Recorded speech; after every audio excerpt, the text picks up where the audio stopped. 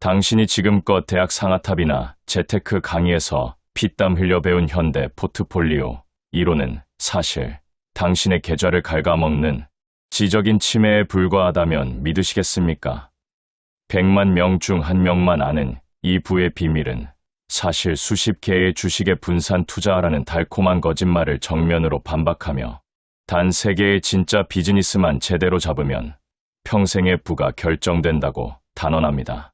복잡한 그리스 문자와 분산 투자라는 함정에 빠져 평균이라는 늪에 허우적거리는 것은 초등학생도 할 수 있는 하책이며 진정한 승부사는 변화무쌍한 기술의 파도를 타기보다 20년 뒤에도 사람들이 껌을 씹고 면도를 하며 탄산음료를 마실 것이라는 변하지 않는 본질의 모든 것을 겁니다.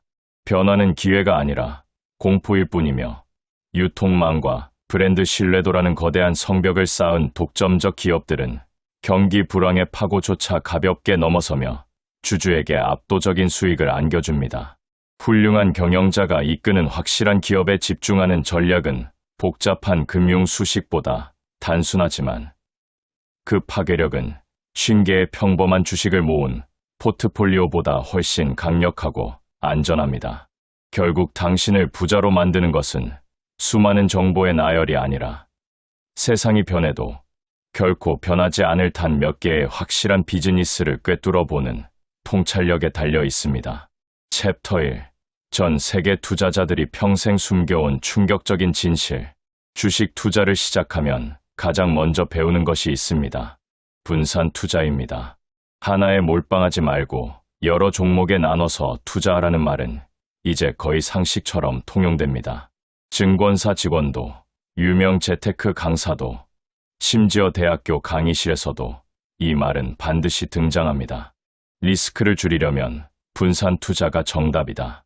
달걀을 한 바구니에 담지 말라. 이 원칙은 마치 투자의 성경처럼 여겨져 왔습니다. 그런데 세상에서 가장 위대한 투자자 중 한 명으로 꼽히는 사람이 이렇게 말했습니다. 현대 재무 이론에서 가르치는 것은 헛소리입니다. 이 말을 들었을 때 어떤 느낌이 드셨습니까? 충격적이지 않으십니까? 수십 년간 전 세계 수천만 명의 투자자들이 신봉해온 포트폴리오 이론, 수많은 경제학자들이 노벨상까지 받아가며 정립한 현대 포트폴리오 이론을 향해 그냥 쓸모없는 헛소리라고 단언한 것입니다. 더 놀라운 것은 이 말을 한 사람이 그냥 인터넷 어딘가의 무명 블로거가 아니라는 점입니다. 수십 년간 실제 투자 현장에서 엄청난 성과를 증명해낸 살아있는 투자의 전설이 직접 한 말이라는 점입니다. 그리고 그의 파트너 역시 같은 자리에서 이렇게 덧붙였습니다. 당신이 평생 세계의 훌륭한 사업체를 발견한다면 당신은 매우 부유해질 것입니다. 여기서 잠깐 생각해 보시기 바랍니다. 3개입니다. 50개도 아니고 30개도 아니고 딱 3개의 훌륭한 사업체를 이해하고 거기에 집중하면 부자가 될 수 있다는 것입니다. 오늘 이 영에서는 바로 그 핵심을 파헤칩니다. 왜 분산 투자가 평범한 결과만을 만들어내는지, 왜 소수의 위대한 기업에 집중하는 것이 더 안전하고 더 높은 수익을 가져다 주는지, 그리고 우리가 지금까지 투자에 대해 완전히 잘못 배워온 것이 무엇인지를 낱낱이 공개하겠습니다. 챕터 2. 노벨상을 받은 이론이 왜 실전에서는 완전히 무용지물인가? 현대 포트폴리오 이론은 한마디로 말하면 이렇습니다. 여러 종목에 분산 투자하면 개별 종목의 리스크를 줄이면서도 평균적인 시장 수익률을 가져갈 수 있다는 것입니다. 이 이론은 수학적으로도 정교하게 정립되어 있고 그리스 문자들로 가득한 복잡한 공식들이 뒷받침하고 있습니다. 알파, 베타, 표준 편차, 공분산 이런 개념들이 등장하면서 마치 이 이론을 이해하고 따르는 것이 고급 지식인 것처럼 느껴집니다. 그러나 여기서 한 가지 매우 중요한 질문을 해봐야 합니다. 평균이 목표입니까? 당신이 주식 투자를 시작한 이유가 시장 평균과 비슷한 수익률을 내기 위해서였습니까? 아마 아닐 것입니다. 대부분의 사람들은 더 잘하고 싶어서, 더 빠르게 자산을 불리고 싶어서 투자를 시작합니다. 그런데 분산 투자 이론은 본질적으로 당신에게 평균을 제공하기 위해 설계된 것입니다. 여기서 진정 충격적인 사실이 있습니다. 세계적인 투자 전설은 이렇게 말했습니다. 평균적인 결과를 내는 방법은 초등학생도 알 수 있습니다. 그냥 어렵지 않습니다. 그리고 정교하고 복잡하게 생겨서 마치 고급 리그에 들어온 것 같은 느낌을 주지만 실제로 더해지는 가치는 없습니다. 이 말의 무게를 느끼셨습니까? 수십 년간 대학원 강의실에서 가르쳐온 이론, 투자업계의 전문가들이 당신에게 포트폴리오를 구성해 준다며 사용하는 바로 그 이론이 결국은 평범한 결과를 만드는 방법론에 불과하다는 것입니다. 더 나아가 이 이론의 근본적인 문제가 있습니다. 현대 포트폴리오 이론은 리스크를 주가의 변동성으로 정의합니다. 주가가 많이 오르내리면 리스크가 크다고 보는 것입니다. 그러나 진짜 투자자라면 알고 있습니다. 주가의 단기 변동성은 리스크가 아닙니다. 진짜 리스크는 그 기업이 앞으로 수십 년 동안 경쟁에서 살아남지 못하거나 기술 변화에 대응하지 못하거나 소비자의 선택을 잃어버리는 것입니다. 그런데 현대 포트폴리오 이론은 이 근본적인 기업 가치의 본질을 외면하고 오직 숫자로 표현되는 변동성만을 리스크로 봅니다. 생각해 보십시오. 어떤 훌륭한 기업의 주가가 단기간에 크게 하락했을 때 그 기업의 내재적인 가치는 변한 것이 아닙니다. 오히려 더 싼 가격에 살 수 있는 기회가 온 것입니다. 그런데 분산 투자 이론에 의하면 이 시점이 리스크가 커진 순간으로 분류됩니다. 완전히 거꾸로 된 이야기입니다. 세계적인 투자 대가가 이 이론을 가리켜 치매의 한 형태라고 표현한 것은 과장이 아닙니다. 그는 오랫동안 다양한 형태의 잘못된 사고 구조를 분류하고 연구해왔는데 현대 포트폴리오 이론은 그 어떤 형태로도 분류가 안 될 정도로 이상한 사고라고 말했습니다. 무언가 매우 이상한 일이 일어나고 있다고 표현한 것입니다. 왜 이 이론이 이렇게까지 광범위하게 퍼졌을까요? 그 이유는 간단합니다. 이 이론이 맞기 때문이 아니라 이 이론이 일반 대중에게 팔리기 좋기 때문입니다. 복잡한 수식과 그리스 문자들이 가득한 이론은 전문가들에게 권위를 줍니다. 일반 투자자들은 이 복잡한 이론을 완전히 이해하지 못하기 때문에 전문가에게 의존하게 됩니다. 전문가들은 이 이론을 무기로 삼아 수수료를 받고 포트폴리오를 관리해 줍니다. 만약 진실이 알려져서 사실 투자란 훌륭한 기업 세계를 이해하는 것으로 끝난다는 것이 상식이 된다면 그 수많은 투자 전문가들의 존재 이유가 사라져버립니다. 전문가들이 일반 사람들에게 우위를 가질 수가 없게 됩니다. 그리고 그것은 결코 잘 팔리지 않는 이야기입니다.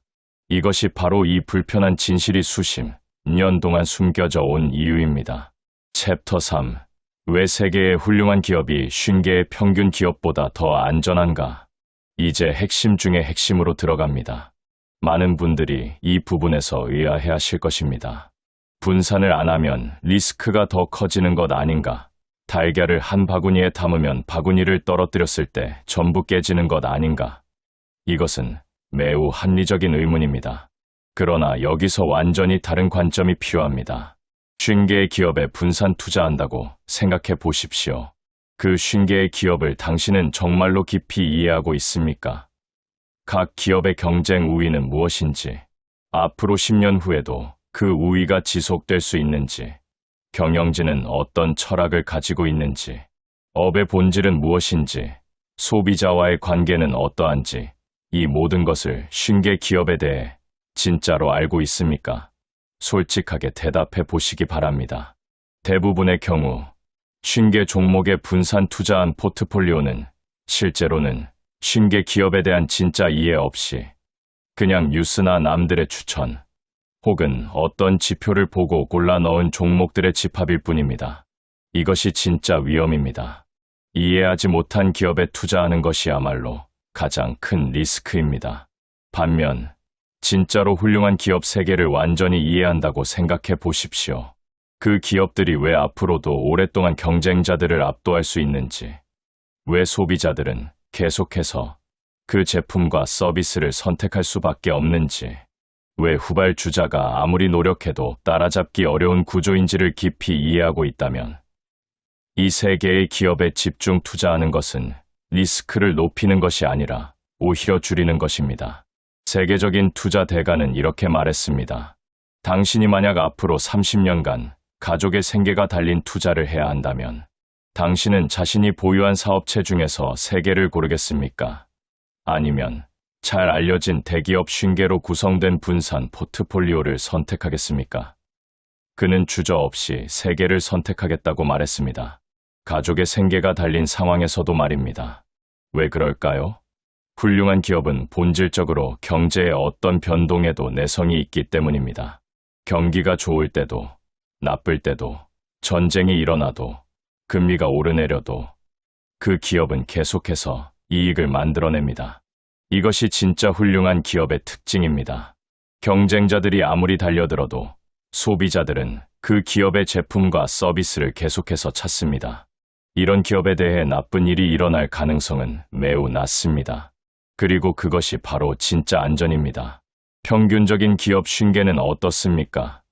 그 중에는 경기가 나빠지면 바로 타격을 입는 기업도 있고, 기술 변화 하나의 사업, 모델 전체가 흔들리는 기업도 있고, 경쟁자가 등장하면 순식간에 점유율을 빼앗기는 기업도 있습니다.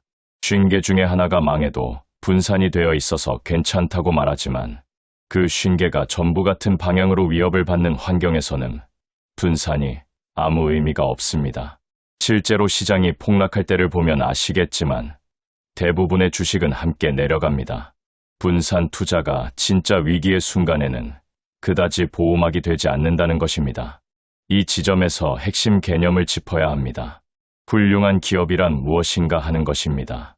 단순히 지금 이익을 많이 내는 기업이 아닙니다. 핵심은 경쟁 우위의 지속 가능성입니다.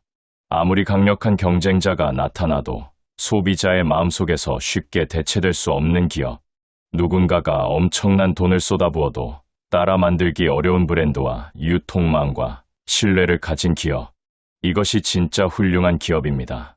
세계 최고의 면도기 브랜드를 생각해 보십시오. 그 브랜드는 수십 년에 걸쳐 소비자의 신뢰를 쌓았습니다. 면도 기술은 계속해서 발전하지만 그 브랜드는 항상 그 발전을 선도합니다. 새로운 경쟁자가 등장해서 한때 시장을 흔들었지만 결국 그 브랜드는 다시 굳건히 자리를 지켰습니다.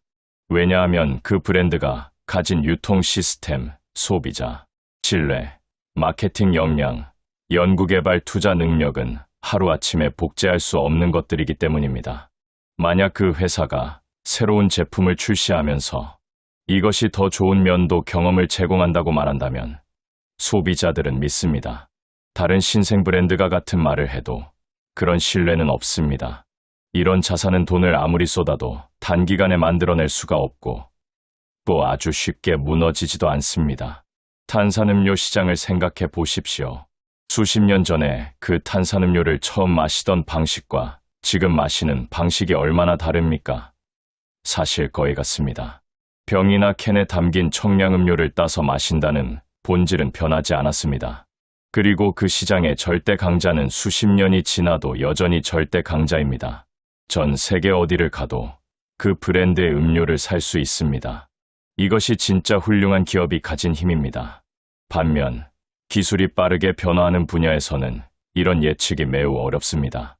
지금 세계 최고의 기술 기업이 10년 후에도 그 자리를 지키고 있을지를 누구도 자신 있게 말할 수 없습니다. 기술의 세계는 너무나 빠르게 변화하기 때문입니다. 아무리 뛰어난 경영자가 이끄는 아무리 훌륭한 기술 기업이라도 10년 후, 20년 후에 그 세계가 어떻게 변해 있을지 정확히 예측하기는 거의 불가능합니다. 바로 이 지점이 중요합니다. 세계적인 투자 대가들은 자신들이 이해하지 못하는 것에는 투자하지 않는다고 명확하게 말했습니다.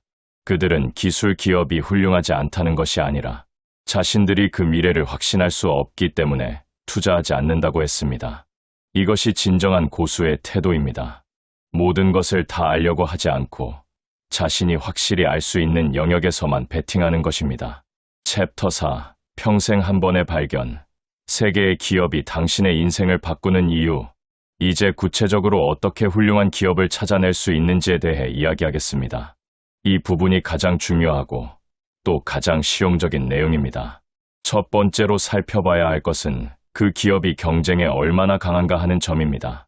진짜 훌륭한 기업은 경쟁이 사실상 무력화된 기업입니다.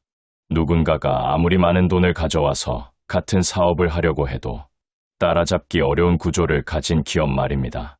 이런 기업은 브랜드의 힘, 유통망의 깊이, 소비자 습관의 고착화, 규모의 경제, 특허와 기술의 장벽 같은 요소들을 통해 경쟁자의 진입을 막습니다. 이것을 투자의 언어로 경제적 해자라고 부릅니다.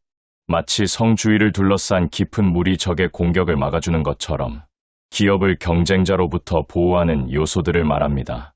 두 번째로 살펴봐야 할 것은 그 기업의 사업 구조가 앞으로 10년, 20년 후에도 본질적으로 같을 것인가 하는 점입니다. 껌을 씹는 방식은 20년 전이나 지금이나 같습니다. 앞으로 20년 후에도 사람들은 여전히 껌을 씹을 것이고 씹는 방식도 크게 다르지 않을 것입니다. 이런 사업은 기술 변화에 흔들리지 않습니다. 면도도 마찬가지입니다. 수천 년 전부터 인간은 얼굴털을 관리해왔고 앞으로도 그럴 것입니다. 방법이 조금씩 발전하겠지만 사업의 본질은 변하지 않습니다. 청량음료도, 과자도, 보험도, 은행도 마찬가지입니다. 이런 사업들은 아주 오랫동안 예측 가능한 형태로 존재합니다. 그렇기 때문에 그 사업에서 압도적인 강자인 기업이 앞으로도 계속해서 강자일 가능성이 매우 높습니다. 반면 기술 변화가 빠른 분야의 기업은 오늘의 강자가 내일의 약자가 될 수 있습니다. 필름 카메라 시장에서 절대 강자였던 기업들이 디지털 카메라의 등장으로 몰락했습니다. 피처폰 시장의 지배자들이 스마트폰의 등장으로 순식간에 시장에서 사라졌습니다. 이런 일이 일어날 가능성이 있는 분야에서는 아무리 지금 강자라도 10년 후를 자신 있게 예측하기가 어렵습니다. 세 번째로 살펴봐야 할 것은 그 기업의 글로벌 확장 가능성입니다. 진짜 훌륭한 기업은 한 나라에만 국한되지 않습니다. 전 세계로 뻗어나갈 수 있는 브랜드와 사업 모델을 가지고 있습니다. 특히 신흥시장, 즉 빠르게 성장하는 국가들에서 그 기업의 제품이 침투해 들어갈 수 있는 여지가 클수록 앞으로의 성장 가능성도 커집니다. 어떤 청량음료 브랜드의 경우 전체 이익의 80% 이상이 자국이 아닌 해외에서 나옵니다. 세계 최고의 면도기 브랜드도 절반이 훨씬 넘는 이익이 해외에서 옵니다. 이런 기업들은 단순히 국내에서 잘 팔리는 기업이 아니라 전 세계 수십억 명의 소비자들에게 동시에 제품을 파는 기업입니다. 그 규모가 어마어마합니다. 여기서 매우 중요한 통찰이 있습니다. 많은 투자자들이 신흥시장에 직접 투자해야 한다고 생각합니다. 해당 국가의 주식시장에 직접 들어가야만 그 성장의 과실을 가져올 수 있다고 생각하는 것입니다. 그러나 세계적인 투자 대가들은 다르게 생각합니다. 자국의 본사를 둔 훌륭한 글로벌 기업에 투자하면 이미 간접적으로 전 세계 성장의 과실을 거두고 있다는 것입니다. 그리고 이 방법이 훨씬 더 안정적입니다. 신흥시장에는 정치적 불안정, 환율 리스크, 회계 불투명성 같은 추가적인 위험이 있지만 그 시장에서 이미 강력한 위치를 차지한 글로벌 기업에 투자하면 그런 리스크 없이 성장의 혜택을 누릴 수 있습니다. 사실 이것은 수익률의 측면에서도 매우 흥미로운 주장입니다. 신흥시장에 직접 투자하는 것보다 그 시장에서 이미 탁월한 유통망과 브랜드를 구축한 글로벌 기업에 투자하는 것이 오히려 더 나은 결과를 만들어낼 수도 있다는 것입니다. 왜냐하면 그 글로벌 기업은 수십 년에 걸쳐 이미 그 시장에서의 위치를 공고히 했고 새로운 진입자가 그것을 뺏기란 매우 어렵기 때문입니다. 이 모든 것을 종합하면 훌륭한 기업을 발견한다는 것은 단순히 지금 잘 나가는 기업을 찾는 것이 아닙니다. 앞으로 오랫동안, 가능하면 수십 년 동안 그 우위가 지속될 기업을 찾는 것입니다. 그리고 그런 기업은 생각보다 매우 드뭅니다. 세계 어디를 뒤져도 10개, 20개를 찾기가 어렵습니다. 그러나 역설적으로 그렇기 때문에 그런 기업 3개만 제대로 찾아내도 충분하다는 것입니다. 이 나라에서 지금까지 큰 재산이 어떻게 만들어졌는지 생각해 보십시오. 50개 기업의 분산 투자에서 만들어진 것이 아닙니다. 누군가가 정말로 훌륭한 하나의 사업체 혹은 소수의 탁월한 사업체를 발견하고 거기에 깊이 연결되어서 오랫동안 그 성장과 함께했기 때문에 만들어진 것입니다. 역사적으로 큰 부를 이룬 사람들의 이야기를 살펴보면 거의 예외 없이 이 패턴이 반복됩니다. 한두 가지의 탁월한 기업이나 사업에 집중했을 때 큰 부가 창출된 것입니다. 챕터 5. 지금 당신이 투자를 다시 시작해야 하는 이유. 세계적인 투자 대가 자신도 이렇게 말했습니다. 평균적인 일반 투자자들이 살면서 이런 훌륭한 기업 세계를 직접 발견하기란 쉽지 않을 수 있다고 말입니다. 그러나 그것이 핵심 메시지를 바꾸지는 않습니다.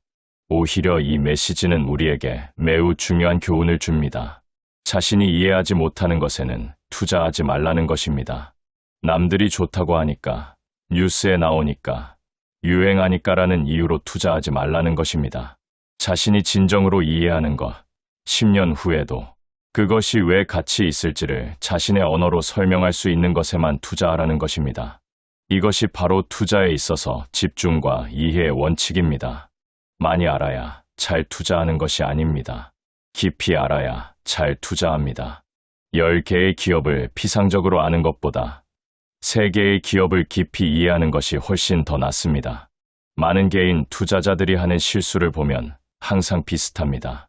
이 종목 저 종목에 조금씩 투자해 두었는데 어느 것 하나도 제대로 이해하지 못하고 있는 것입니다. 그러다가 시장이 흔들리면 무엇을 어떻게 해야 할지 몰라 당황하고 결국 감정에 따라 잘못된 결정을 내립니다. 오르면 더 사고 싶고 내리면 팔고 싶어집니다. 이것이 전형적인 실패 패턴입니다. 반면 어떤 기업을 진정으로 깊이 이해하는 투자자는 다릅니다. 그 기업의 주가가 크게 내려가도 흔들리지 않습니다. 오히려 더 싸게 살 수 있는 기회가 왔다고 생각합니다.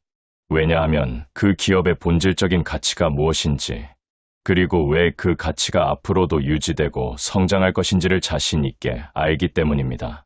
그렇다면 어떻게 이 깊은 이해를 갖출 수 있을까요? 먼저 가장 간단한 것부터 시작하십시오. 당신이 매일 사용하는 제품과 서비스를 만드는 기업들을 살펴보십시오. 당신이 매일 먹고, 마시고, 쓰는 것들 중에서 지금 있는 그 브랜드가 없어지면 정말로 불편할 것 같은 것이 있습니까? 다른 대안이 없거나 있어도 그것이 완전히 마음에 들지 않는 것이 있습니까? 그렇다면 그 기업은 이미 어느 정도의 소비자 충성도를 갖추고 있는 것입니다. 그 다음에는 그 기업의 경쟁 상황을 살펴보십시오. 수많은 경쟁자들이 있지만 여전히 이 기업의 제품이 선택받는 이유가 무엇인지 생각해 보십시오. 단순히 더 싸기 때문인지 아니면 다른 이유가 있는지를 분석해 보십시오. 가격 경쟁력만으로 성장한 기업은 누군가가 더 싸게 만들면 바로 위협을 받습니다. 그러나 브랜드 가치, 품질에 대한 신뢰, 오랜 습관, 이런 요소들에 의해 선택받는 기업은 쉽게 흔들리지 않습니다. 그 다음에는 그 기업의 재무 상태를 살펴보십시오. 부채는 너무 많지 않은지, 꾸준하게 이익이 나오고 있는지, 그 이익이 주주들에게 제대로 환원되고 있는지를 확인하십시오. 물론 이 부분은 어느 정도의 공부가 필요하지만 복잡한 금융 모델을 만들 필요는 없습니다. 기본적인 재무제표를 읽는 능력만 있어도 충분합니다. 이 과정에서 가장 중요한 것은 솔직함입니다. 자신이 이해하는 것과 이해하지 못하는 것을 정직하게 구분하는 것입니다. 누군가가 어떤 기업에 대해 설명해 줄 때 그 설명이 그럴듯하게 들린다고 해서 그것이 곧 이해한 것은 아닙니다. 진짜 이해는 스스로 그 기업이 왜 훌륭한지, 왜 앞으로도 잘 될 것인지를 자신의 말로 설명할 수 있을 때 이루어지는 것입니다. 집중 투자에서 또 한 가지 중요한 것은 인내심입니다. 훌륭한 기업을 발견했다면 그 기업과 함께 오랫동안 머무르는 것이 중요합니다. 주가가 조금 오르면 팔고 싶고 조금 내리면 불안해지는 것은 자연스러운 감정입니다. 그러나 진정으로 훌륭한 기업이라면 단기적인 주가 변동에 흔들리지 않고 오랫동안 보유하는 것이 최선의 전략입니다. 역사적으로 가장 큰 수익을 올린 투자들을 살펴보면 거의 예외 없이 오랜 기간에 걸쳐 이루어진 것들입니다. 단기 매매로 큰 부를 이룬 사례보다 훌륭한 기업을 발견하고 수십 년간 함께한 사례에서 진정한 부의 창출이 이루어졌습니다. 시간은 훌륭한 기업에게는 친구이고 평범한 기업에게는 적입니다. 그리고 이것이 매우 중요합니다. 집중 투자와 무분별한 몰빵은 다릅니다.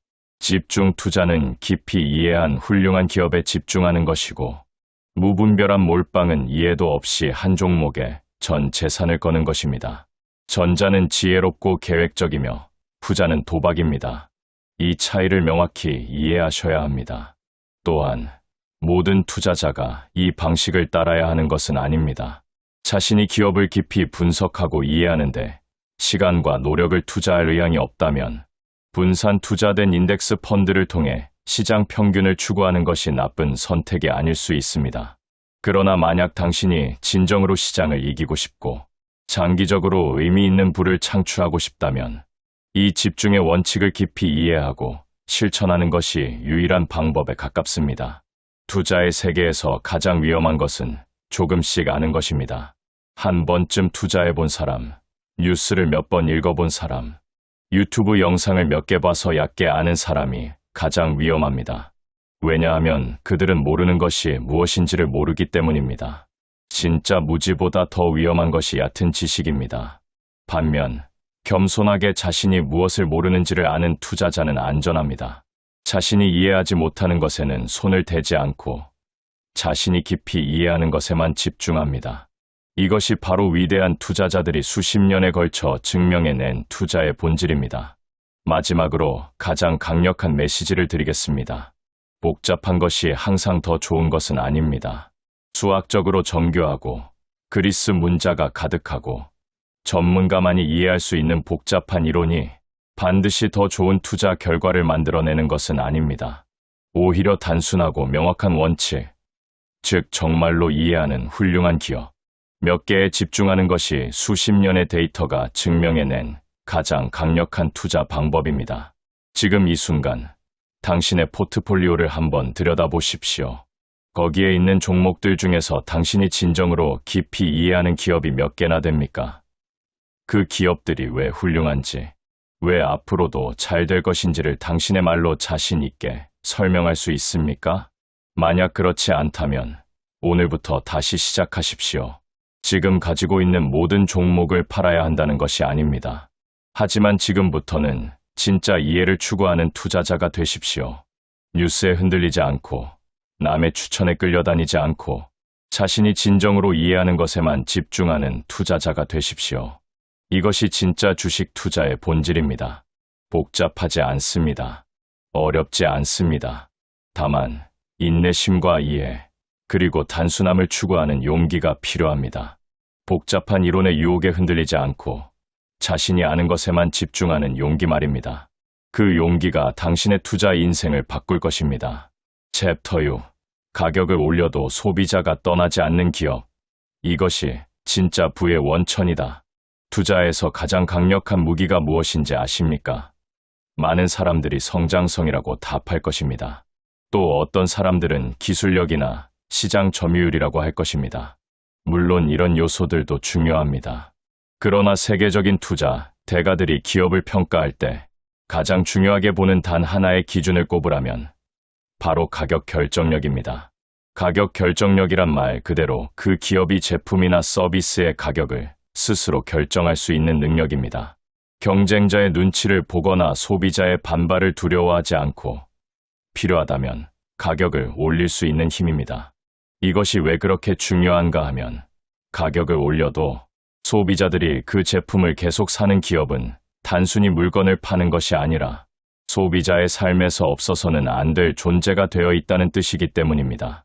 생각해 보십시오. 당신이 매일 아침 마시는 커피 가격이 조금 올랐다고 해서 그 커피를 끊겠습니까? 아마 대부분의 사람은 그냥 계속 마실 것입니다. 이미 그 맛과 습관에 익숙해져 있고 대체제가 완전히 만족스럽지 않기 때문입니다. 바로 이런 상황이 가격 결정력을 가진 기업이 소비자와 맺고 있는 관계입니다. 반면 가격 결정력이 없는 기업을 생각해 보십시오. 이런 기업은 경쟁자가 가격을 내리면 자신도 따라서 내려야 합니다. 원자재 가격이 오르면 그것을 고스란히 이익 감소로 받아들여야 합니다. 소비자에게 전가하면 바로 다른 브랜드로 이탈하기 때문입니다. 이런 기업은 아무리 열심히 사업을 해도 수익성을 높이기가 구조적으로 어렵습니다. 왜냐하면 시장이 가격을 정하고 기업은 그냥 따라가는 입장이기 때문입니다. 그러면 어떤 기업이 가격 결정력을 가집니까? 첫 번째는 강력한 브랜드 정체성을 가진 기업입니다. 소비자가 그 브랜드 자체에 의미를 부여하는 경우입니다. 단순히 기능을 구매하는 것이 아니라 그 브랜드를 소비하는 행위 자체가 자신의 정체성 표현이 되는 것입니다. 이런 기업의 제품은 가격이 올라도 소비자들이 쉽게 떠나지 않습니다. 두 번째는 전환 비용이 높은 기업입니다. 그 기업의 제품을 오래 사용하다 보면 다른 제품으로 바꾸는 것 자체가 번거롭고 비용이 드는 경우입니다. 이미 익숙해진 사용 방식, 축적된 데이터, 연동된 다른 서비스들 때문에 이탈하기가 어려운 구조를 만든 기업은 가격을 올려도 고객이 남아있을 가능성이 높습니다. 세 번째는 네트워크 효과를 가진 기업입니다. 사용자가 많아질수록 그 서비스의 가치가 더 높아지는 구조를 가진 기업입니다. 이미 대부분의 사람들이 쓰고 있기 때문에 나도 써야 하는 상황이 만들어지면 그 기업은 강력한 가격 결정력을 갖게 됩니다. 이 가격 결정력이 왜 장기 투자에서 그토록 중요한지는 복리 효과의 관점에서 이해하면 더욱 명확해집니다. 가격 결정력이 있는 기업은 인플레이션 환경에서도 이익을 보호할 수 있습니다. 원자재 가격이 오르면 그것을 제품 가격에 반영해서 소비자에게 전가할 수 있기 때문입니다. 이것은 수십 년 장기 투자에서 엄청난 차이를 만들어냅니다. 매년 조금씩 이익이 더 성장하는 기업과 매년 이익이 정체되거나 감소하는 기업이 20년, 30년 후에 얼마나 다른 모습을 하고 있을지 상상해 보십시오. 그 차이는 단순히 2배, 3배가 아니라 수십 배, 수백 배가 될 수 있습니다. 챕터 7. 경영진의 진짜 실력을 파악하는 단 하나의 질문. 훌륭한 기업을 찾는 데 있어서 가격 결정력과 경쟁 우위만큼 중요한 것이 하나 더 있습니다. 바로 경영진의 자본 배분 능력입니다. 이것은 많은 개인 투자자들이 간과하는 부분이면서 동시에 장기적으로 기업의 주주 가치를 가장 크게 좌우하는 요소입니다. 경영진의 자본 배분 능력이란 기업이 벌어들인 돈을 어디에 어떻게 사용하는지를 결정하는 능력입니다. 사업에서 번 돈은 크게 몇 가지 방향으로 쓰일 수 있습니다.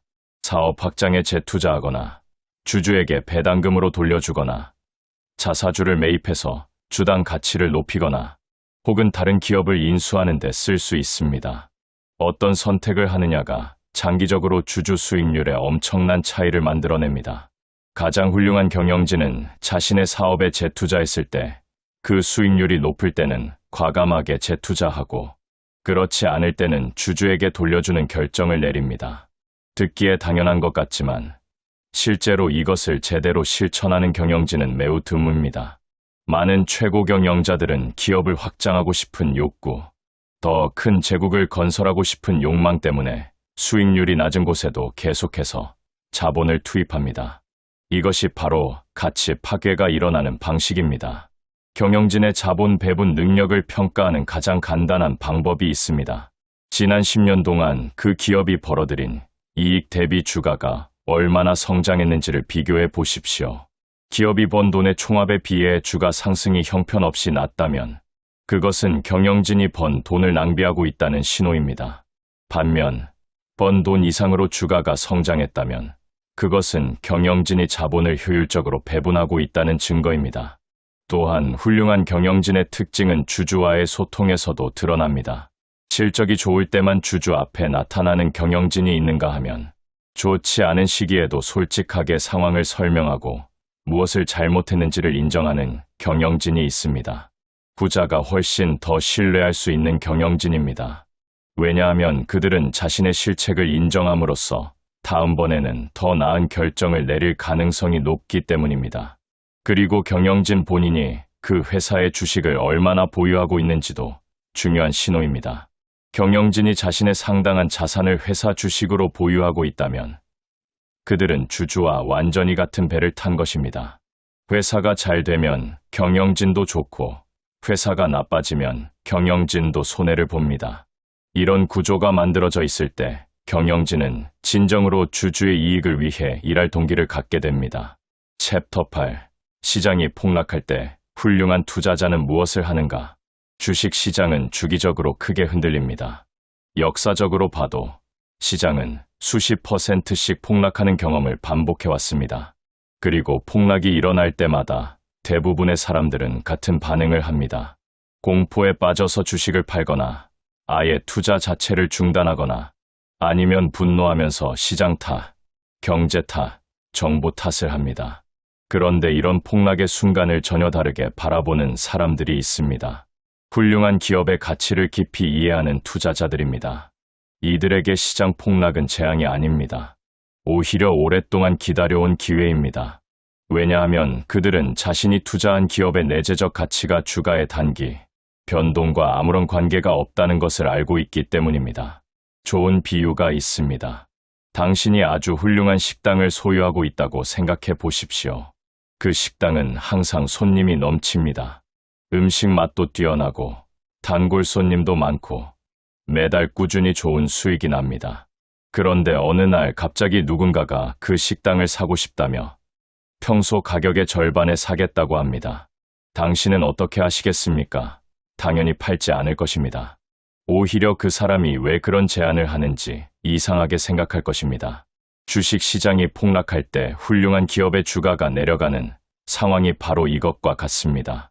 기업의 본질적인 가치는 변하지 않았는데 시장이라는 감정적인 군중이 공포에 빠져서 훨씬 싼 가격에 팔겠다고 나서는 것입니다. 이 순간을 기회로 활용할 수 있는 사람이 되려면 두 가지가 필요합니다. 첫 번째는 앞서 말한 것처럼 그 기업에 대한 깊은 이해입니다. 기업을 깊이 이해하지 못한 상태에서는 주가가 내려갈 때 더 내려갈까봐 두려운 감정이 앞서게 됩니다. 그러나 기업을 깊이 이해하고 있다면 주가 하락이 오히려 반갑습니다. 두 번째는 현금 보유 전략입니다. 좋은 기회가 왔을 때 그것을 잡으려면 투자할 수 있는 자금이 있어야 합니다. 항상 100% 투자 상태를 유지하는 것보다 일부는 현금이나 현금성 자산으로 보유하면서 절호의 기회를 기다리는 자세가 필요합니다. 여기서 많은 분들이 착각하는 것이 있습니다. 시장이 폭락할 때 저점을 정확히 맞춰서 매수하려고 한다는 것입니다. 그러나 저점이 언제인지는 아무도 모릅니다. 지금이 저점인지 앞으로 더 내려갈지는 가장 뛰어난 전문가들도 알 수 없습니다. 그래서 중요한 것은 저점을 맞히는 것이 아니라 충분히 훌륭한 기업의 주가가 충분히 매력적인 수준으로 내려왔을 때 분할 매수하는 것입니다. 한 번에 전부 사는 것이 아니라 여러 번에 나눠서 사는 것입니다. 그렇게 하면 저점보다 조금 높은 가격에 사더라도 수년 후에 그 가격이 얼마나 싼 것이었는지를 깨닫게 됩니다. 챕터 9. 복리의 마법이 당신 인생을 뒤집어 놓기 전에 반드시 알아야 할 것. 투자에서 복리는 단순한 개념이 아닙니다. 아인슈타인이 세상에서 가장 강력한 힘이라고 불렀다는 이야기가 있을 정도로 복리의 위력은 장기적으로 보면 정말로 믿기 어려울 정도로 강력합니다. 그런데 이 복리의 힘을 제대로 활용하려면 단순히 돈을 굴리는 것 이상의 이해가 필요합니다. 먼저 복리가 실제로 어떻게 작동하는지를 직관적으로 이해해 보겠습니다. 연간 수익률 10%로 투자한다고 가정했을 때 10년 후에는 원금이 약 2.6배가 됩니다. 20년 후에는 약 6.7배, 30년 후에는 약 17.4배가 됩니다. 그런데 연간 수익률이 15%라면 어떻게 됩니까? 10년 후 약 4배, 20년 후 약 16배, 30년 후에는 무려 66배가 됩니다. 단 5%의 수익률 차이가 30년이라는 시간을 거치면 4배 가까운 결과의 차이를 만들어냅니다. 이것이 왜 훌륭한 기업에 집중 투자하는 것이 그토록 중요한지를 수치로 보여주는 이유입니다. 평균적인 기업 50개의 분산 투자에서 시장 평균 수익률을 얻는 것과 진정으로 훌륭한 기업 3개에 집중해서 그보다 조금 더 높은 수익률을 얻는 것의 차이가 30년이라는 시간을 지나면 삶의 질 자체를 바꿔놓는 엄청난 차이가 됩니다. 복리의 마법이 제대로 작동하려면 한 가지 조건이 절대적으로 중요합니다. 바로 중간에 팔지 않아야 한다는 것입니다. 복리는 시간이 축적될수록 기하급수적으로 강력해집니다. 그런데 중간에 파는 순간 그 축적된 시간의 힘이 리셋됩니다. 다시 처음부터 쌓아야 합니다. 그래서 훌륭한 기업을 찾는 것만큼 중요한 것이 그 기업을 오랫동안 보유하는 것입니다. 많은 투자자들이 단기 수익에 집착해서 조금 오르면 팔고 다른 종목을 삽니다. 그렇게 계속해서 갈아타다 보면 수익에 대한 세금도 내야 하고 매매 비용도 발생하고 무엇보다 복리가 제대로 쌓일 시간이 주어지지 않습니다. 결국 열심히 매매했지만 10년, 20년이 지났을 때 그냥 처음에 좋은 기업 하나 사서 가만히 놔뒀을 때보다 훨씬 낮은 수익률을 기록하는 경우가 허다합니다. 또한 복리와 관련해서 반드시 이해해야 할 것이 있습니다. 손실의 비대칭성입니다. 50% 손실을 보면 원금을 회복하기 위해서는 100% 수익이 필요합니다. 30% 손실을 보면 약 43% 수익이 있어야 원금이 됩니다. 이것이 무엇을 의미하는가 하면 큰 손실을 피하는 것이 큰 수익을 올리는 것만큼 중요하다는 것입니다. 한 번의 큰 실수가 수년간의 노력을 물거품으로 만들 수 있습니다. 바로 이런 이유에서도 이해하지 못하는 기업에 투자하지 않는 것이 그토록 중요합니다. 이해하지 못하는 기업에 투자해서 큰 손실을 보는 것이야말로 복리의 마법을 가장 잔인하게 망가뜨리는 행위입니다. 월급만으로는 절대 부자가 될 수 없다는 잔인한 진실. 하지만 이 생각의 도구 하나만 깨우치면 당신의 계좌는 오늘부터 복리의 마법에 올라타게 됩니다. 지금까지 당신이 피땀 흘려 배운 차트 분석과 재무제표, 공식들이 사실은 당신의 수익률을 갉아먹는 쓰레기였다면 믿으시겠습니까? 수많은 가짜 전문가들이 유료 강의를 팔며 복잡한 수식을 나열할 때 진짜 부의 거인은 아주 단순한 역발상 하나로 시장을 씹어먹었습니다. 그는 천재적인 두뇌가 아니라 남들이 광기에 휩싸일 때 고요하게 기다리는 인내의 기술과 실수하지 않는 법을 연구했을 뿐입니다. 주식시장에서 돈을 잃는 이유는 정보가 부족해서가 아니라 오히려 쓸데없는 정보가 너무 많기 때문입니다. 격자 모델 사고법을 통해 세상을 입체적으로 바라보십시오. 비즈니스의 해자를 파악하고 좋은 기업이 헐값에 나올 때까지 사자처럼 웅크리고 있다가 단 한 번의 기회에 승부를 거는 것. 이것이 바로 상위 0.1%만이 공유하는 진짜 투자 전략입니다. 복잡한 지표를 다 지우고 이 단순한 철학에 집중하십시오. 당신의 투자가 상식이 아닌 통찰로 바뀌는 순간 경제적 자유는 이미 당신의 손안에 들어와 있을 것입니다. 지금 당장 당신의 낡은 투자 관념을 쓰레기통에 던져버리고 거인의 어깨 위에 올라타십시오. 그 결과는 당신의 상상을 초월할 것입니다. 챕터 1. 찰리 먼거의 역발상 투자의 비밀. 대부분의 사람들은 투자를 시작할 때 이런 질문을 던집니다. 어떻게 하면 돈을 벌 수 있을까? 어떤 종목이 오를까? 언제 사서 언제 팔면 좋을까? 그런데 세계 최고의 투자자 중 한 명은 이 질문 자체가 잘못됐다고 말합니다. 그는 항상 반대 방향으로 생각합니다. 어떻게 하면 돈을 잃을 수 있는가? 어떤 종목이 망할 것인가? 언제 사면 안 되는가? 이 역발상 사고법은 단순해 보이지만 실제로 이것을 제대로 실천하는 투자자는 전체의 극소수에 불과합니다. 투자 고수들이 가장 먼저 생각하는 것은 어떻게 수익을 극대화할 것인가가 아닙니다. 어떻게 손실을 피할 것인가입니다. 망하는 기업의 패턴은 무엇인가? 투자자를 파산시키는 실수는 어디서 반복되는가? 이 질문들에 먼저 답하고 나면 수익은 자연스럽게 따라옵니다. 이것이 역발상 투자의 핵심입니다. 무엇을 사야 하는가보다 무엇을 피해야 하는가를 먼저 알아야 진짜 투자가 시작됩니다. 또 하나의 강력한 사고, 도구가 있습니다. 그는 포격훈련에서 배운 방법을 평생 투자에 활용했다고 말합니다. 목표물을 처음 맞추는 방법은 한 발은 멀리, 한 발은 가깝게 쏜 다음 그 중간을 노리는 것입니다. 한 번에 완벽한 정답을 찾으려 하지 않고 과소평가와 과대평가의 범위를 먼저 설정하는 것입니다. 실제 투자에서도 기업의 가치가 최소 이 정도는 될 것이다. 최대 이 정도는 넘지 않을 것이다라는 범위를 먼저 구하면 적정 가격을 훨씬 정확하게 추정할 수 있습니다. 완벽한 수치가 아니라 합리적인 범위를 구하는 것. 이것이 실전 투자자의 사고법입니다. 주식 투자를 시작하면서 우리는 너무 많은 정보에 압도됩니다. 뉴스, 리포트, 커뮤니티 게시글들이 쏟아집니다.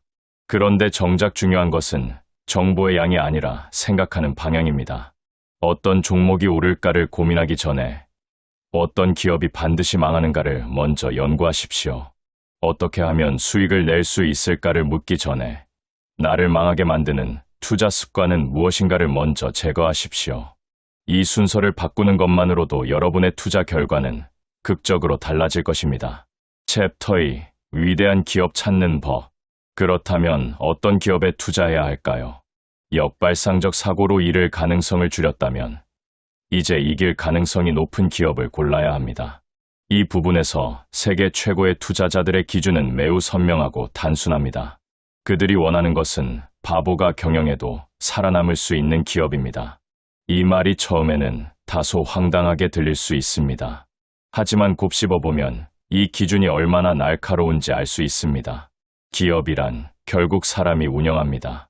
그런데 그 사람이 실수를 하거나 판단을 잘못하거나 건강이 나빠지거나 다른 누군가로 교체될 때에도 기업이 흔들리지 않아야 진짜 강한 기업입니다. 뛰어난 경영자 한 명에게 모든 것이 달려있는 기업은 아무리 지금 잘 나가도 위험합니다.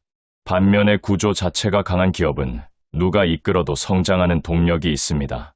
그가 직접 예를 들어 설명한 것처럼 어떤 사업 분야는 워낙 강한 시장 지위를 가지고 있어서 약간의 경영 실수쯤은 너무도 쉽게 흡수합니다. 반대로 약한 기업은 뛰어난 경영자가 와도 그 사업의 어려움 자체가 사라지지 않습니다.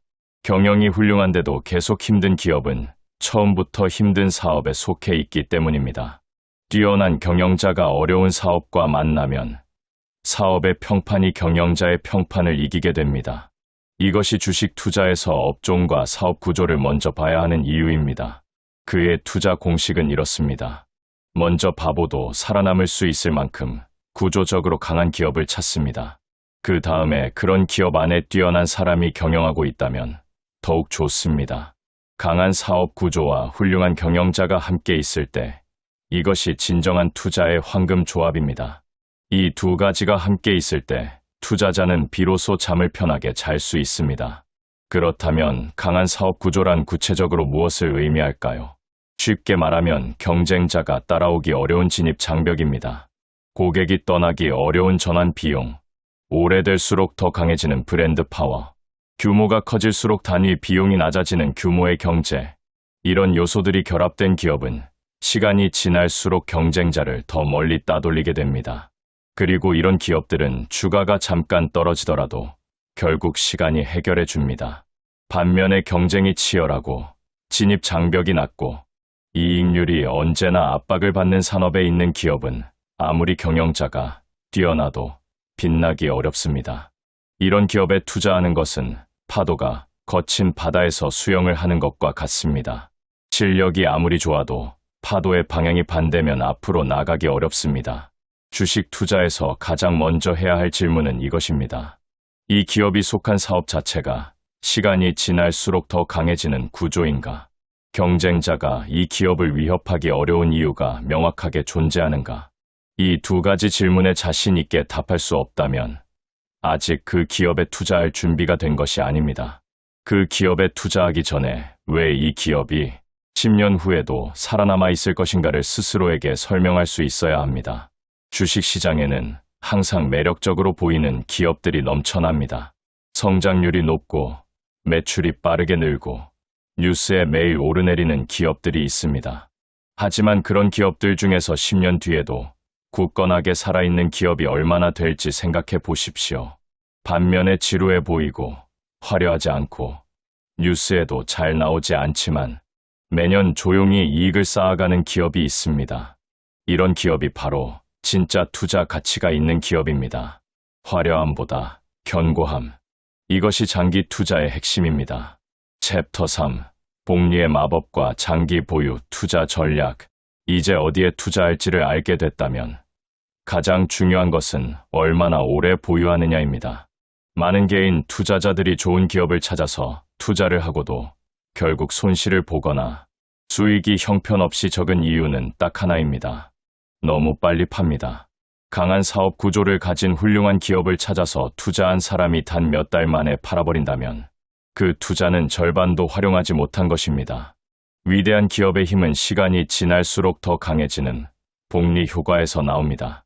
그리고 복리는 처음 몇 년 동안은 별것 아닌 것처럼 느껴지다가 시간이 축적될수록 믿기 어려운 속도로 불어납니다. 그가 수십 년 동안 미국 주식시장에 계속 투자했고 그 기간 동안 보유 자산 가치가 절반으로 떨어진 경험을 무려 3번이나 했다고 솔직하게 고백한 것을 기억해야 합니다. 그러면서 그는 이렇게 말합니다. 그것이 나를 크게 불편하게 만들지 않습니다. 나는 그것을 제대로 된 성인의 삶에서 자연스럽게 발생하는 일로 받아들입니다. 이 말이 얼마나 무서운 말인지 아십니까? 자산의 절반이 사라지는 경험을 3번씩이나 했으면서도 팔지 않았다는 것입니다. 그리고 바로 그 인내심이 그를 세계적인 부자로 만든 가장 큰 원동력이었습니다. 주식 투자의 역사를 돌아보면 자산 가격이 폭락할 때마다 가장 큰 실수를 저지르는 것은 개인 투자자들이었습니다. 공포에 질려 팔고 상황이 좋아지면 다시 비싸게 사는 패턴을 반복합니다. 사실 장기적으로 보면 주가가 폭락하는 시기는 위기가 아니라 기회입니다. 훌륭한 기업의 주식을 싸게 살 수 있는 타이밍이 오는 것이기 때문입니다. 하지만 대부분의 사람들은 주가가 쌀 때 공포를 느끼고 주가가 비쌀 때 욕심을 느낍니다. 이 심리가 정확히 반대로 작동해야 부를 축적할 수 있는데 현실은 그 반대입니다. 복리 투자의 위력은 아주 간단한 숫자로 설명할 수 있습니다. 연 7%의 수익률이 꾸준하게 복리로 쌓이면 10년 후에는 원금의 2배가 됩니다. 20년 후에는 4배, 30년 후에는 8배가 됩니다. 투자 천재처럼 화려한 수익률이 아닙니다. 그냥 꾸준하게 7%를 30년 유지하는 것만으로 원금이 8배가 됩니다. 여기에 훌륭한 기업에 투자했다면 수익률은 더 높아질 것이고 복리의 마법은 더욱 강력하게 작동합니다. 그가 강조하는 또 하나의 핵심 원칙은 투자는 단기 전망을 예측하는 게임이 아니라는 것입니다. 내년에 주가가 오를지 내릴지 아무도 모릅니다. 경제가 좋아질지 나빠질지도 예측하기 어렵습니다. 그런데 위대한 기업은 경제가 나쁠 때도 살아남고 경쟁이 치열해질 때도 버텨냅니다. 그 기업의 본질적인 경쟁력은 단기 경기 흐름과 무관하게 쌓여갑니다. 그러므로 투자자의 임무는 단기 주가를 예측하는 것이 아니라 10년 후에도 강하게 살아있을 기업을 고르는 것입니다. 많은 사람들이 시장 타이밍을 맞추려 합니다. 지금이 바닥인가? 아직 더 떨어질 것인가? 언제 사야 하는가를 끝없이 고민합니다. 하지만 수십 년 이상의 투자 경험이 있는 고수들은 한결같이 말합니다. 시장 타이밍을 맞추는 것은 불가능하다. 중요한 것은 좋은 기업에 투자하고 오래 보유하는 것이다. 단기적으로 손실이 발생해도 흔들리지 않는 심리적 안정이야말로 투자에서 가장 희귀하고 가장 값진 자산입니다. 그러기 위해서는 투자한 기업을 충분히 이해하고 있어야 합니다. 자신이 왜 이 기업에 투자했는지 명확하게 설명할 수 있어야 합니다. 그 이유가 흔들리지 않는 한 주가가 단기적으로 폭락해도 마음이 흔들리지 않을 수 있습니다. 하지만 그냥 남이 좋다고 해서 뉴스에서 화제가 돼서 주가가 오른다니까 샀다면 조금만 흔들려도 공포에 팔게 됩니다. 투자에서 이해와 확신이 없는 보유는 위험할 뿐입니다. 이해하지 못하는 기업에는 투자하지 마십시오. 이것이 단기 투기와 장기 투자를 구분하는 가장 중요한 기준입니다. 챕터 4. 주식 부자들이 절대 하지 않는 치명적인 투자 실수. 지금까지 무엇을 해야 하는가에 대해 이야기했다면 이제 무엇을 하지 말아야 하는가를 이야기할 차례입니다. 많은 투자자들이 좋은 원칙을 알면서도 반복해서 같은 실수를 저지릅니다. 그리고 이 실수들은 예외 없이 동일한 패턴으로 반복됩니다. 첫 번째 치명적인 실수는 과도한 정보 수집입니다. 그는 아주 재미있는 관찰을 공유합니다. 생각하는 능력이 약할수록 더 많은 자료, 조사를 한다는 것입니다. 방대한 자료를 수집하고 수백 페이지짜리 보고서를 만들고 세밀한 수치를 분석하는 행위가 실제로는 내면의 불안함을 달래기 위한 의식에 불과할 수 있습니다. 진짜 중요한 판단은 보통 몇 가지 핵심 사실에서 나옵니다. 이 사업이 본질적으로 강한가? 이 기업을 운영하는 사람들이 믿을 만한가? 가격이 합리적인가? 이 세 가지 질문에 자신 있게 답할 수 있다면 나머지는 대부분 부차적인 세부 사항입니다. 물론 기초적인 분석은 반드시 필요합니다. 하지만 분석이 결코 끝나지 않는 상태로 영원히 결정을 미루는 것은 기회비용의 낭비입니다. 96% 확신이 들었다면 행동해야 합니다. 100% 확신은 존재하지 않습니다. 그 나머지 4%를 채우기 위해 무한정 기다리는 것은 확실한 기회를 눈앞에서 놓치는 것과 다름없습니다. 두 번째 치명적인 실수는 감정에 의한 투자 결정입니다. 주식시장에서 가장 위험한 감정은 탐욕과 공포입니다. 주가가 급등할 때 뒤늦게 뛰어드는 탐욕, 주가가 폭락할 때 앞다투어 팔아버리는 공포. 이 두 가지 감정이 대부분의 개인 투자자들을 결국 손실로 이끕니다. 그래서 감정을 배제하고 이성적으로 판단하는 훈련이 투자에서 가장 중요한 역량 중 하나입니다. 감정적 판단을 피하기 위해서는 투자 원칙을 미리 명확하게 세워두어야 합니다. 이 기업이 이런 조건을 충족하면 산다. 주가가 이 정도 빠지면 추가 매수한다. 이런 상황이 발생하면 판다. 기준을 미리 세워두고 그 기준을 따르는 것이 감정에 흔들리지 않는 가장 효과적인 방법입니다. 시장이 폭락하는 날, 모든 뉴스가 공포를 조장하는 날, 주변 사람들이 모두 팔고 있는 날에도 자신의 원칙을 지킬 수 있어야 진짜 투자자입니다. 세 번째 치명적인 실수는 나쁜 사람과 함께하는 것입니다. 그는 인생에서 나쁜 사람을 피하는 것을 아주 중요하게 생각합니다. 투자에서도 마찬가지입니다.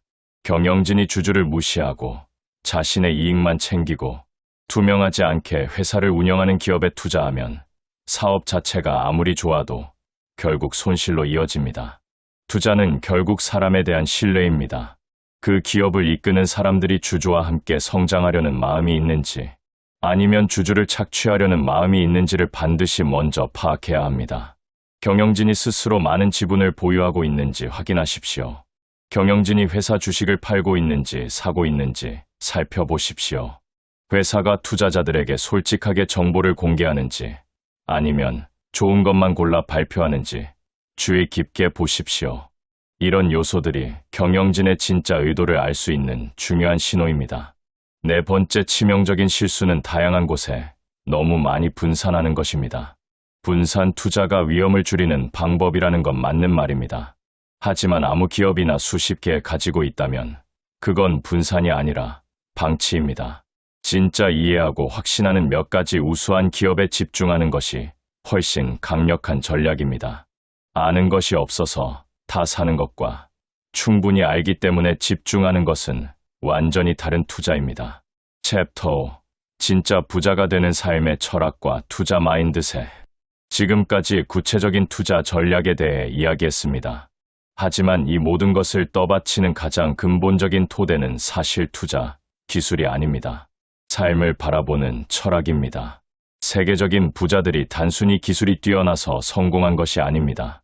그들은 삶 전체를 합리적으로 살아가는 방식 자체가 달랐습니다. 그리고 그 방식이 결국 투자에서도 탁월한 결과로 이어졌습니다. 첫째로, 꾸준히 배우는 습관입니다. 그는 매일 엄청난 양의 글을 읽습니다. 특정 분야에 집중하지 않고 역사, 과학, 심리학, 경제학, 철학 등 다양한 영역에 걸쳐 지식을 흡수합니다. 그 이유는 세상의 문제들이 단 하나의 분야로만 해결되지 않기 때문입니다. 주식 투자의 문제 역시 재무제표 분석 능력만으로는 해결할 수 없습니다. 인간 심리에 대한 이해, 산업의 역사에 대한 지식, 경쟁의 원리에 대한 통찰이 함께 결합되어야 진짜 훌륭한 투자 판단이 나옵니다. 그는 이런 말을 했습니다. 배우고 싶다면 읽으십시오. 누군가와 대화를 할 때 상대방이 내가 이미 아는 이야기를 하거나 너무 어렵거나 속도가 맞지 않을 수 있습니다. 하지만 글을 읽을 때는 자신의 페이스로 원하는 내용만 골라서 흡수할 수 있습니다. 이것이 독학과 독서가 가진 강력한 힘입니다. 그리고 이 습관이 수십 년 쌓이면 다른 어떤 재주보다 훨씬 강력한 경쟁력이 됩니다. 둘째로, 자기 자신의 틀린 믿음을 기꺼이 버리는 용기입니다. 그는 가끔 자신이 가장 소중하게 여기는 생각들을 꺼내어 그것이 정말로 맞는지 다시 검토하는 습관을 가지고 있습니다. 오랫동안 믿어온 생각이라도 새로운 증거가 그 생각이 틀렸다는 것을 보여주면 기꺼이 버립니다. 이것이 말처럼 쉽지 않습니다. 사람들은 오래 믿어온 생각일수록 더 강하게 붙들고 놓으려 하지 않습니다. 하지만 틀린 믿음을 빨리 버릴수록 더 빠르게 성장할 수 있습니다. 투자에서도 마찬가지입니다. 내가 믿었던 기업이 더 이상 경쟁력이 없다는 것이 명확해지면 미련 없이 정리해야 합니다. 이미 투자한 돈이 아깝다는 매몰 비용의 함정에 빠지지 마십시오. 과거의 결정이 틀렸다는 것을 인정하는 것이 투자자로서의 성장입니다. 셋째로, 윈윈의 철학입니다. 그는 인생에서 상대방을 이기는 것이 아니라 서로가 이기는 구조를 만드는 것이 장기적으로 훨씬 강력하다고 강조합니다. 투자에서도 이 원칙이 그대로 적용됩니다. 단기적으로 싸게 사서 비싸게 파는 것보다 서로에게 이익이 되는 좋은 기업을 찾아서 함께 성장하는 것이 훨씬 지속 가능한 부의 축적 방법입니다. 고객을 잘 대우하고 직원을 잘 대우하고 공급자와도 좋은 관계를 유지하는 기업이 결국 장기적으로 가장 강한 기업이 됩니다. 단기 이익을 위해 고객을 착취하거나 직원들을 쥐어짜거나 공급자를 극한으로 몰아붙이는 기업은 반드시 대가를 치르게 됩니다. 그 대가는 고객의 이탈, 우수 인재의 이탈, 공급망 붕괴로 나타납니다. 반면에 모든 이해관계자들이 함께 이기는 구조를 만든 기업은 시간이 지날수록 더욱 강해집니다.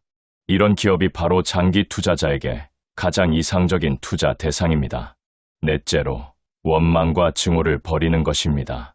그는 삶에서 가장 해로운 두 가지 감정이 원망과 증오라고 말합니다. 이 감정들은 내가 아닌 나 자신에게 가장 큰 해를 끼칩니다. 주식시장에서도 이 감정들이 투자자를 파괴합니다. 과거의 손실에 원망을 품고 복수심에 불타서 더 큰 위험을 감수하다가 더 큰 손실을 봅니다. 시장이 불공평하다고 증오하면서 건강한 판단력을 잃습니다. 투자에서 감정적 청결함이란 과거의 손실을 인정하고 그것을 배움으로 전환하고 다시 이성적인 판단, 체계로 돌아오는 능력입니다. 이것이 프로 투자자와 아마추어를 구분하는 핵심 중의 핵심입니다. 다섯째로, 자신이 잘 아는 영역에서 투자하는 것입니다.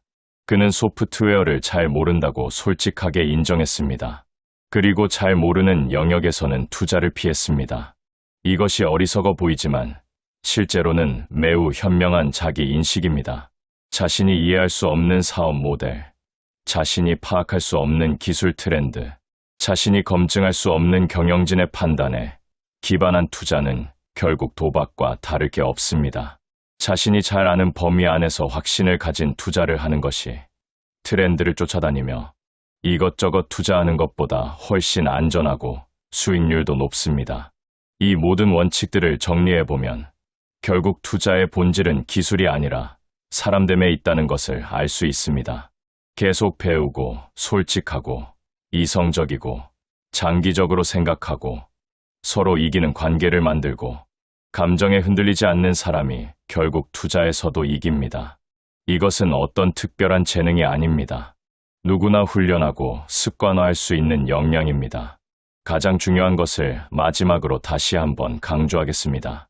역발상으로 생각하십시오. 어떻게 하면 이길까보다 어떻게 하면 지지 않을까를 먼저 고민하십시오.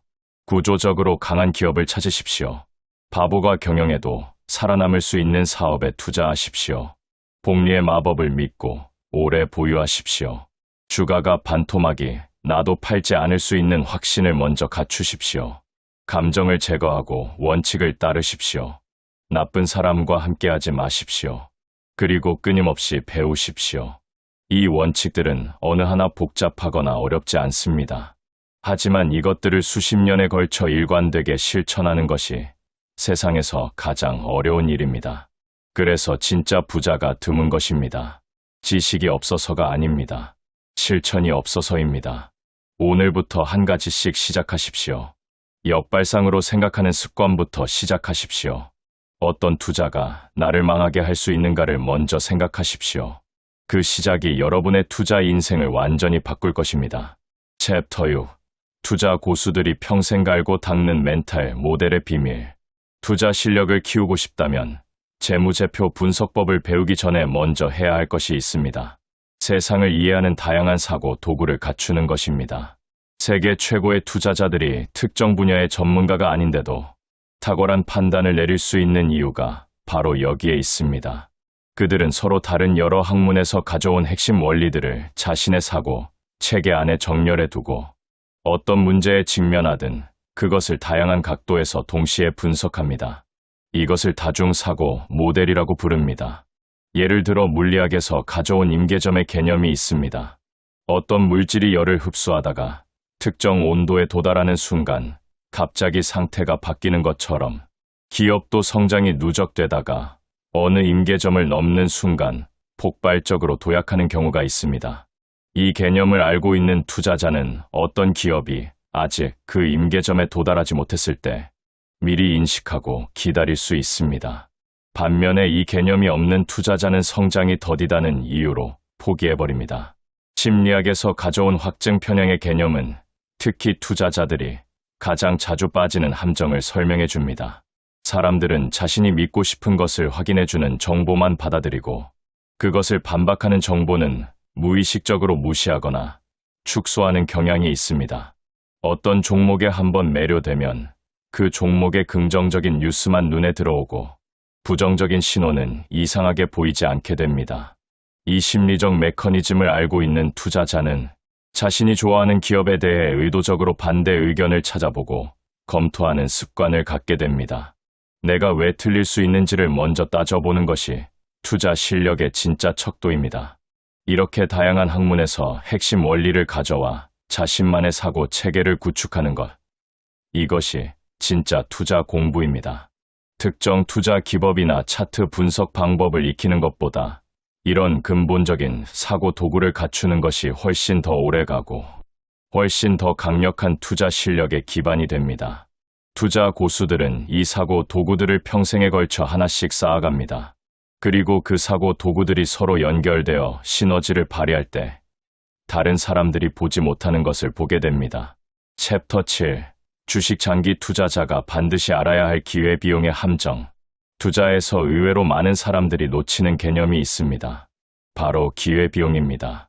기회비용이란 내가 선택한 것 때문에 포기해야 했던 다른 선택의 가치를 말합니다. 돈을 어딘가에 투자한다는 것은 단순히 그 돈으로 수익을 얻겠다는 의미가 아닙니다. 그 돈을 다른 곳에 투자했을 때 얻을 수 있었을 수익을 포기한다는 의미이기도 합니다. 이 관점에서 보면 모든 투자 결정은 절대적인 수익률이 아니라 상대적인 수익률로 평가되어야 합니다. 예를 들어 어떤 투자가 연 5%의 수익을 안정적으로 가져다 준다고 가정해 봅시다. 겉으로 보기에는 나쁘지 않아 보입니다. 하지만 그 돈을 다른 곳에 투자했을 때 연 12%의 수익을 얻을 수 있었다면 그 5% 투자는 사실상 7%의 손실을 보고 있는 것과 같습니다.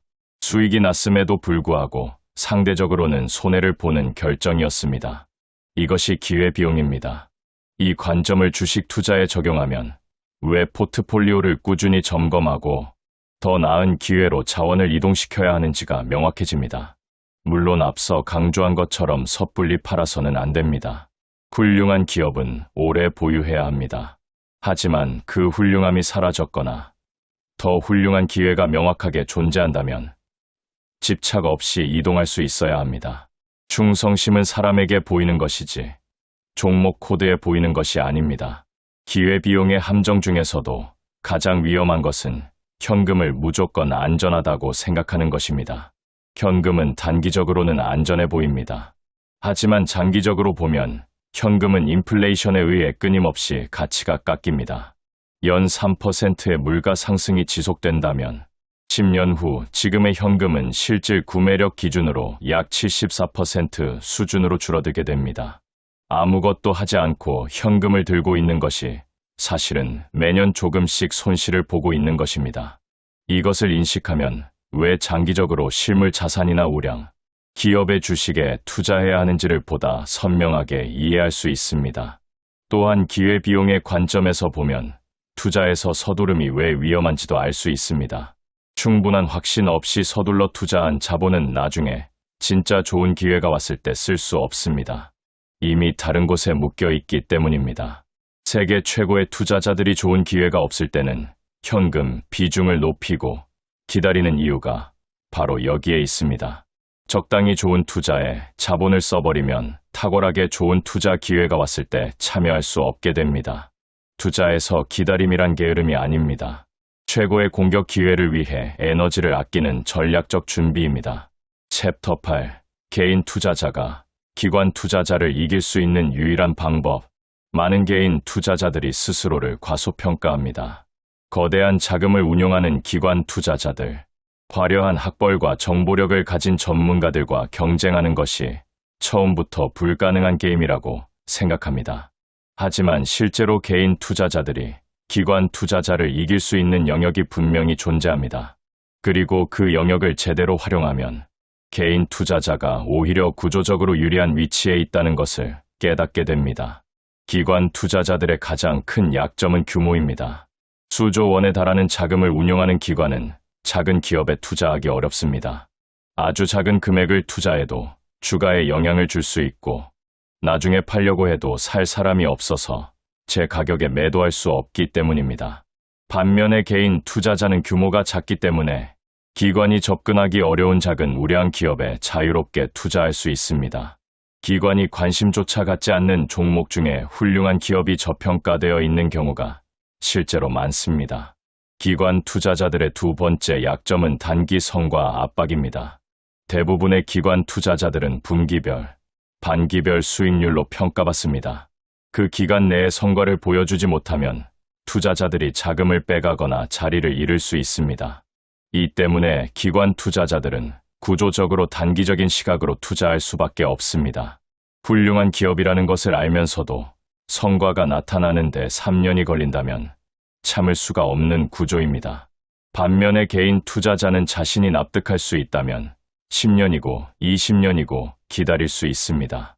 이 시간의 자유가 개인 투자자의 가장 강력한 무기입니다. 기관 투자자들의 세 번째 약점은 집단 사고입니다. 수많은 사람들이 함께 논의하고 위원회가 결정을 내리는 구조에서는 독창적인 판단이 나오기 어렵습니다. 모두가 동의하는 결정은 대개 이미 시장에 반영된 정보에 기반한 것입니다.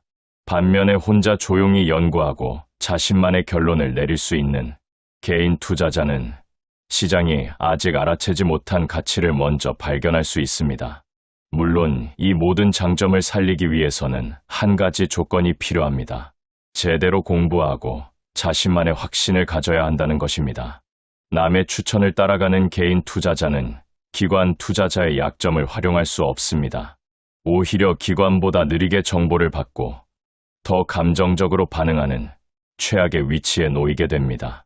반면에 스스로 기업을 연구하고 자신만의 논리로 가치를 판단하고 시장의 소음에 흔들리지 않는 개인 투자자는 기관이 절대 가질 수 없는 구조적 이점을 최대로 활용할 수 있습니다. 개인 투자자의 진짜 경쟁 상대는 기관 투자자가 아닙니다. 자기 자신의 감정과 편견입니다. 챕터 9. 부자들이 말 안 해주는 포지션 사이징의 핵심 원리. 좋은 기업을 찾는 능력만큼이나 중요한데 의외로 많이 간과되는 것이 있습니다. 얼마나 살 것인가를 결정하는 능력입니다. 아무리 좋은 기업이라도 포트폴리오에서 차지하는 비중을 잘못 설정하면 투자 결과는 기대와 전혀 다르게 나올 수 있습니다. 확신이 높고 사업 구조가 강하고 가격이 매력적인 기업이라면 당연히 비중을 높게 가져갈 수 있습니다. 하지만 그렇다고 한 종목에 전 재산을 넣는 것은 전혀 다른 이야기입니다. 투자에서는 내가 오를 가능성뿐만 아니라 내가 틀릴 가능성도 항상 동시에 존재하기 때문입니다. 아무리 확신이 높아도 세상에는 예측할 수 없는 변수들이 존재합니다. 단 하나의 잘못된 결정이 전체를 날려버리는 구조를 만들면 안 됩니다. 반면에 너무 조금씩 너무 많은 종목에 나눠 담으면 좋은 종목에서 나오는 수익이 평균에 묻혀버립니다. 어렵게 분석해서 발견한 탁월한 기업에서 수익이 나도 다른 종목들이 그것을 희석시켜버립니다. 좋은 기회를 알아봤으면서도 충분히 활용하지 못하는 것입니다. 그렇다면 적절한 비중은 어떻게 결정해야 할까요? 핵심은 확신의 크기와 손실 가능성을 동시에 고려하는 것입니다. 확신이 매우 높고 최악의 경우에도 손실이 제한적이라면 비중을 크게 가져갈 수 있습니다.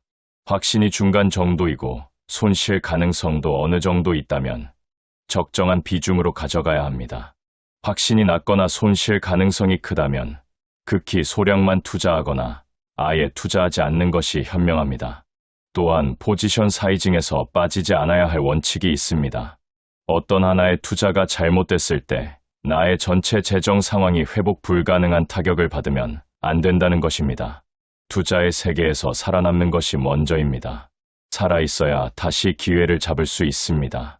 어떤 투자 결과가 나오더라도 게임에서 퇴장당하지 않을 수 있는 구조를 먼저 만드십시오. 그 안에서 최대한의 수익을 추구하는 것이 올바른 순서입니다. 특히 처음 투자를 시작하는 사람들이 저지르는 가장 흔한 실수 중 하나가 첫 번째 성공에 과감하게 베팅하는 것입니다. 처음 몇 번 수익이 나면 스스로의 실력을 과신하게 됩니다. 그리고 점점 더 큰 금액을 한 곳에 집중하다가 한 번의 판단 실수로 큰 손실을 봅니다. 초보 투자자일수록 분산을 더 엄격하게 지켜야 합니다. 경험과 실력이 쌓이면 자연스럽게 확신이 높은 투자에 더 많은 비중을 가져갈 수 있게 됩니다. 하지만 그 자신감이 실력에서 온 것인지 행운에서 온 것인지를 항상 냉정하게 점검해야 합니다. 챕터 10. 주식 투자로 진짜 부자가 된 사람들의 공통된 습관. 첫 번째 공통 습관은 수입보다 훨씬 적게 쓰는 것입니다. 이것은 어찌 보면 너무 당연한 이야기처럼 들립니다. 하지만 실제로 이것을 평생 일관되게 실천하는 사람은 놀랍도록 드뭅니다. 수입이 늘면 지출도 자연스럽게 늘어나는 것이 대부분 사람들의 패턴입니다. 더 좋은 차, 더 넓은 집, 더 비싼 여행으로 소비 수준이 함께 올라갑니다. 그러면 수입이 아무리 늘어도 투자할 수 있는 여유, 자금은 항상 부족하게 됩니다. 진짜 부자가 된 사람들은 수입이 늘어도 생활 방식을 크게 바꾸지 않습니다. 그렇게 아낀 자본이 복리로 불어나는 것이 소비의 즐거움보다 훨씬 강력한 만족감을 준다는 것을 알기 때문입니다. 두 번째 공통 습관은 결정의 수를 최소화하는 것입니다. 탁월한 투자자들은 하루에 수십 가지 종목을 검토하고 수십 번 사고 파는 것을 하지 않습니다. 대신 충분한 시간을 들여 신중하게 몇 가지 결정을 내리고 그 결정을 오래 유지합니다. 결정의 질이 결정의 양보다 훨씬 중요하기 때문입니다. 매일 시장을 들여다보고 매일 뉴스에 반응하고 매달 포트폴리오를 갈아엎는 행동은 거래, 비용과 세금을 증가시키는 동시에 감정적인 판단 실수를 늘립니다. 자주 하지 않더라도 확실한 결정을 내리는 것. 이것이 고수들의 실제 모습입니다. 세 번째 공통 습관은 자신의 실수를 기록하는 것입니다. 단순히 어떤 종목에서 손해를 봤다는 것을 기억하는 것이 아니라 왜 그 결정을 내렸는지, 어떤 논리로 투자했는지, 결과적으로 무엇이 틀렸는지를 글로 기록하고 주기적으로 다시 읽습니다. 이 습관이 있는 투자자는 같은 실수를 반복하지 않습니다. 반면에 이 습관이 없는 투자자는 손실을 보고 나서 잠깐 아프다가 곧 잊어버리고 비슷한 상황에서 비슷한 실수를 되풀이합니다. 투자 일지를 쓰는 것. 이것이 아마추어와 프로를 가르는 작지만 결정적인 차이 중 하나입니다. 네 번째 공통 습관은 좋은 사람들과 함께하는 것입니다. 자신의 주변에 어떤 사람들이 있느냐가 투자 판단과 삶 전체에 매우 큰 영향을 미칩니다. 늘 단기 수익 이야기만 하고 누군가에게서 귀띔받은 정보로 한탕을 노리고 실패하면 남 탓을 하는 사람들과 어울리다 보면 자신도 모르게 그 방식에 물들게 됩니다. 반면에 장기적인 시각으로 기업을 분석하고 자신의 실수를 솔직하게 인정하고 배움에 대한 열정이 있는 사람들과 함께하면 자신도 그 방향으로 성장하게 됩니다. 어떤 정보를 접하느냐보다 어떤 사람들과 함께하느냐가 결국 더 큰 영향력을 가집니다. 5번째 공통습관은 자신만의 투자 원칙을 글로 써두는 것입니다. 시장이 조용하고 마음이 차분할 때 나는 어떤 기업에 투자할 것인가? 어떤 상황에서 매수하고 어떤 상황에서 매도할 것인가?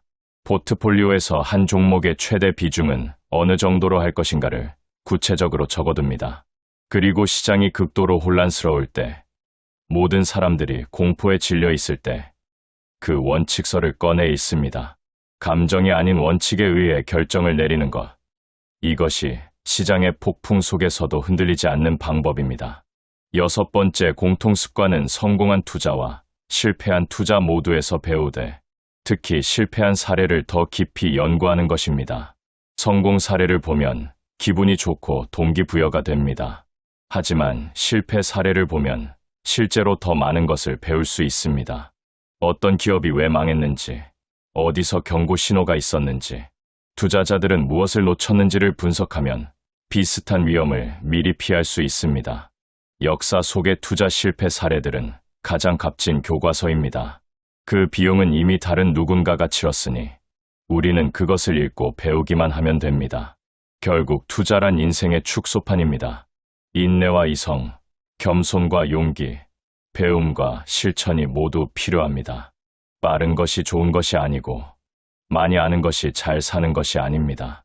중요한 것을 명확하게 알고 그것을 꾸준히 실행하고 흔들리는 순간에도 원칙으로 돌아올 수 있는 사람이 결국 투자에서도 삶에서도 이깁니다.